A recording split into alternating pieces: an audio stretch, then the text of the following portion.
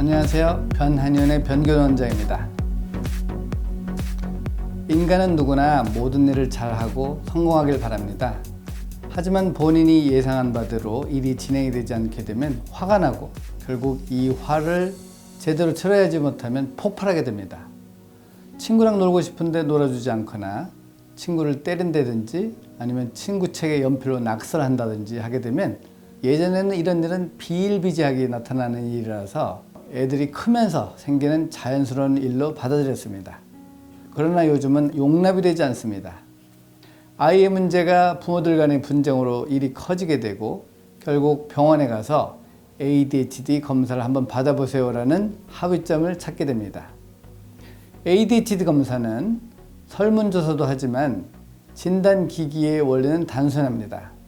모니터를 보고 점이 나타나면 클릭을 하게 되는데요. 나타나기도 전에 자꾸 누르게 되면 정상 수치에 비해 많이 누르면 과잉행동장애로 진단이 내려지고요. 점이 모니터에 나타났는데도 누르지 못하면 주의력 결핍으로 나타나게 됩니다. 결국 ADHD, 주의력 결핍 및 과잉행동장애라는 진단을 받게 되는 것입니다.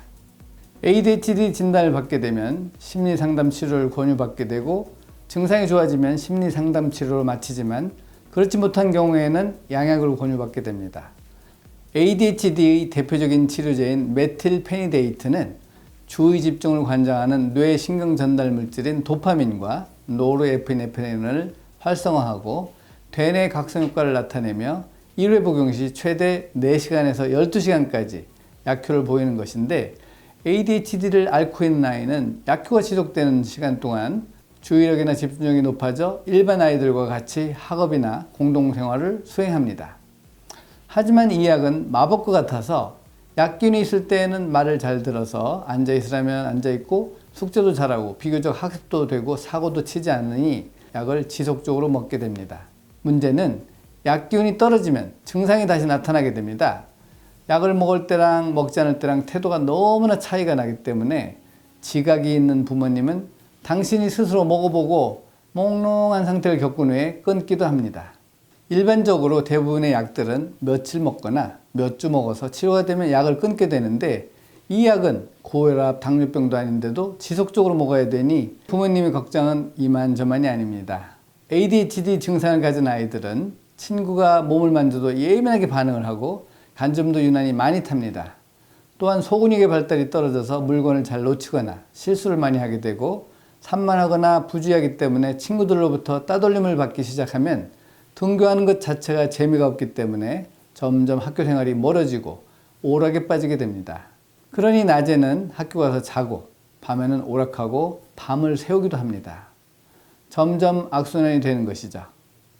게임에 빠지게 되면 용돈을 타내기 위해 슬슬 거짓말도 하고 심하면 도둑질을 하기도 하여 범죄의 길로 들어설 수도 있습니다.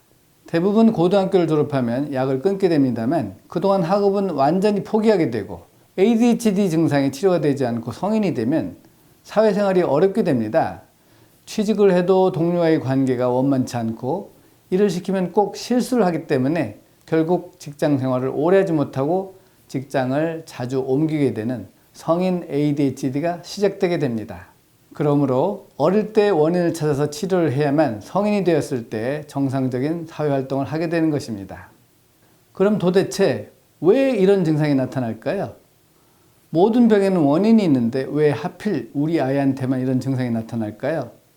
인터넷을 뒤지기 시작합니다. 원인은 다양하지만 유전적 요인과 기질적 요인, 임신기와 출생 시의 요인, 신경생물학적인 요인, 심리적 요인, TV나 핸드폰의 장기 노출 등이 원인이 된다고 기록되어 있는데 간혹 난산으로 인하여 뇌 손상이 원인이 될 수 있지만 그렇지 않은 경우에는 대부분의 원인은 소장에 있습니다. 소장이 좋지 않은 이유는 유전적인 것인데요.